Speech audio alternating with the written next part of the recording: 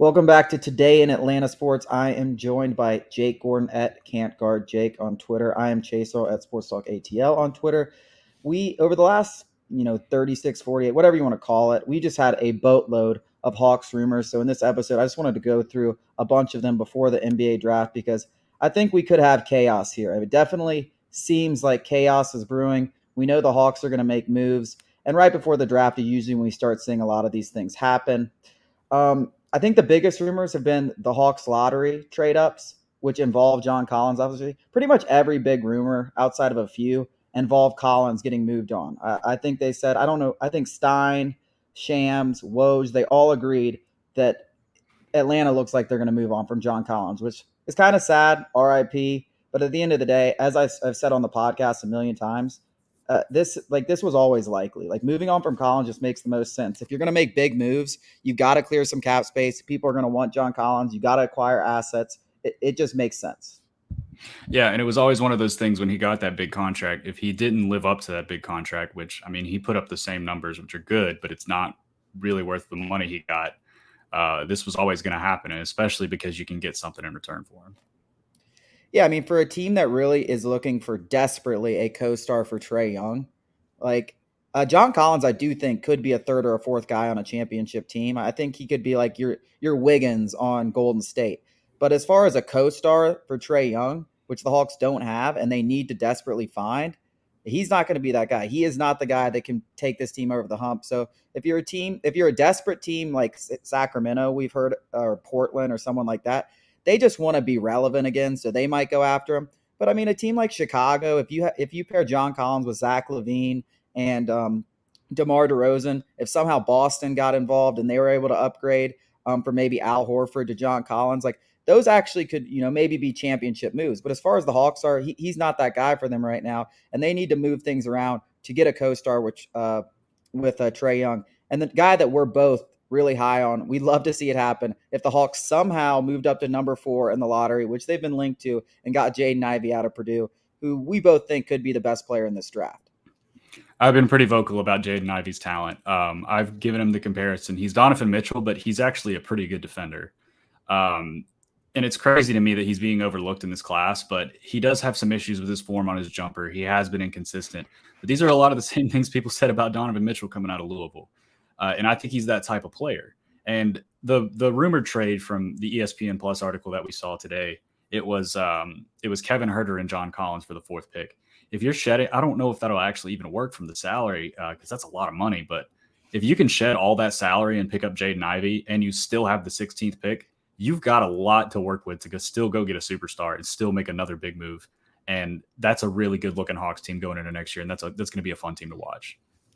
Yeah, when I saw that, I was like, well, there's no way they could eat Herter and Collins' salary. It just seems like there's no way. But then I'm like, Sacramento, who do they really have? They probably don't have a lot of money committed. Sabonis. That's really it. Yeah. But either way, like the Hawks are going to be shedding salary in this potential hypothetical deal, whether they only give up Collins and another player or, it's Collins and the 16th pick or whatever. They will be shedding significant salary and they'll be getting the number 4 overall pick who, if it's Jaden Ivey, who we presume it might be, or whoever, obviously Shank has his eye on that guy. We both trust Slank, especially when it comes to the NBA draft. You get another potential star with Trae Young, you get younger, you kind of push things down on the table, but you also open up space for that star when it does come available. Because the really unfortunate thing about this offseason is there isn't a star that like everyone's like there's no Bradley Beal. Donovan Mitchell's not getting moved. I know people want to believe that he is. It's not happening. So the reality of the situation is the Hawks can't force things. They really just want to remain flexible enough to when these opportunities do present themselves that they can make those moves. And that's what a move for Jaden Ivey does for this team. The future looks really bright if you do that. And then you can bring another star in and then you might have a 3-headed monster. Yeah. And, we talk about, forcing things. Yeah, I would love to go get Brandon Ingram right now. But the fact of the matter is he seems pretty happy and the Pelicans are contending. And, there's all kinds of names you could throw around. You could say DeJounte Murray. I love DeJounte Murray, by the way. I think that would be another great pickup. But it's another thing, like, do the Spurs really want to let go of a guy who's an all-defensive player averaging 22 points a game, like leading the league in steals? Like, no. I mean, it's just you can't just take other teams' players. It's not how it works. Well, it's funny because, I mean, you hear SGA, Donovan Mitchell, I mean, Zach LaVine. Maybe Zach LaVine's a realistic candidate. Um, some people after the Celtics lost, oh, it's time, Jaylen Brown. Like, bro, they are not trading Jaylen Brown to the Hawks. Like, let's get over. Like, it's just not happening. Yeah, there's a million players in the NBA that if you put next to Trae Young, they're championship contenders. It's about being able to facilitate those moves, and right now they just aren't available. But let's talk about a couple guys that are rumored, are available, and the Hawks could actually make a big splash in. Now, we don't necessarily love these guys. We've talked a lot about them on the podcast, but DeAndre Ayton and Rudy Gobert, two centers. Maybe Capella gets moved. We've heard him linked to the Timberwolves. Do any of these guys, if you get a guy like Jaden Ivey or something like that, do they put the Hawks over the top? Like, how big of an upgrade really is that? I don't know. You're banking a lot on a rookie at that point, and I do think both of us think Jaden Ivey is very special. I've been wrong before, and so I mentioned some of the less sexy names. I like a Malcolm Brogdon. There's issues there with his health and his relationship with Nate McMillan, but I think you can make a few minor moves like that. But if you go get a Gobert, you go get an Ayton. You're officially saying like, all right, this kid at the fourth pick, like he's gonna have to be a star. Like he has to be somebody that's going to contribute to a championship, or this whole thing is going to be a disaster. Yeah, the thing that intrigues me about Aiton is the upside there. Like, obviously, there's offensive upside, and that just how young he is. He's still what, 23? I mean, he's on the Him same. and He's Trey the are the same age same as age. Trey. Yeah, he's He's the same younger than age. Trey, maybe, because Trey was a Yeah, so sophomore, wasn't he? no, Yeah. no, he was a freshman.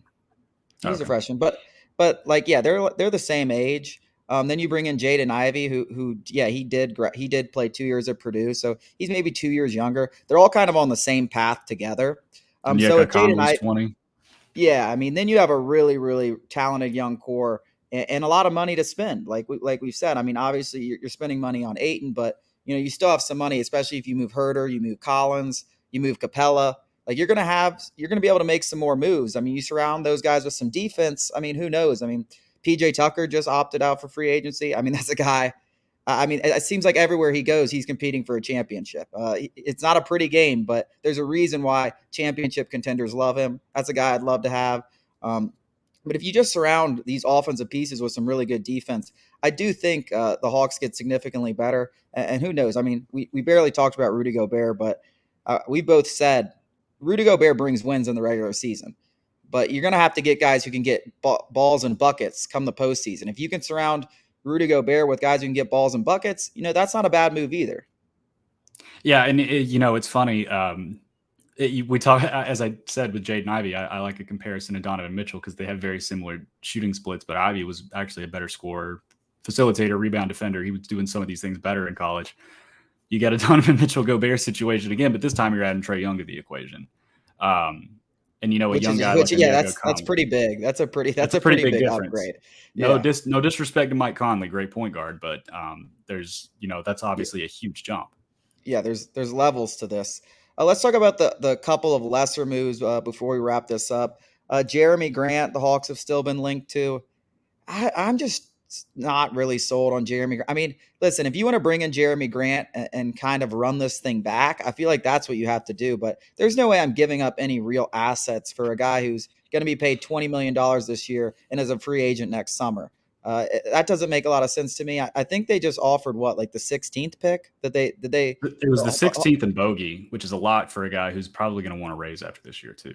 I just don't see. I mean, to me, if you're talking about the Hawks, I mean, Bogey is right now our second best offensive player. So I don't know, when we're already Don't trying to disagree. look for guys who can put balls in buckets. I don't know how trading Bogey works out, especially when Jeremy Grant's kind of proven to be an inefficient scorer. I like what he can do as a 3-and-D player when he's not asked to score as much, but I don't see that. And then Clint Capella to the Timberwolves. That's been linked. I don't know how much I just fire don't there know. is to that I don't. smoke. I don't know what I played around in the trade machine with like their salaries and stuff because they got a couple big contracts. They got D'Lo and Karl Anthony Towns.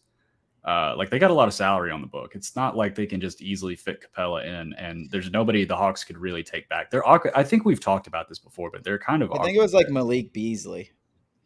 Like, I think that's what Yeah, I saw. that's I not. I don't. mean, that's not really moving me. I don't think it moves me either. especially when you're not creating much cap space.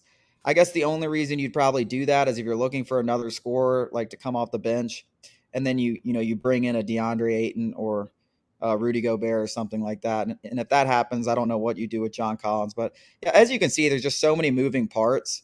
I think the Hawks are pretty much in on everything. I do think a lot of these rumors are true, but like Travis Swank is probably just doing his due diligence on a lot of these things. Like I don't think there's anything like set in stone by any means right now. If I had to say, and I'll ask you after this, but if I had to say what the most likely thing I could see, I think it would probably be the Hawks shedding salary and trying to get into the lottery and kind of setting themselves up for when the next big star becomes available. Yeah, trust me, I would do flips if they got the fourth pick for Herter and Collins, but I feel like Collins for the seventh pick with Portland, that kind of framework, I feel like that's probably more likely than anything. Yeah, yeah. I mean, yeah, that's kind of what I'm feeling. It's going to be exciting though. Over the next 48 hours, we're going to have big moves. I can almost guarantee that. Drafts on Thursday. Next 48 I'm sure as hours, soon as we end this video, they'll do something. So everything that we've yeah. said so far will just be completely Yeah, pointless. we should have some splashes. Well, that wraps us up for this episode of Today in Atlanta Sports. We will have a full podcast dropping tomorrow on more Hawks rumors, tons of Brave stuff, and other fun stuff. So please join us tomorrow.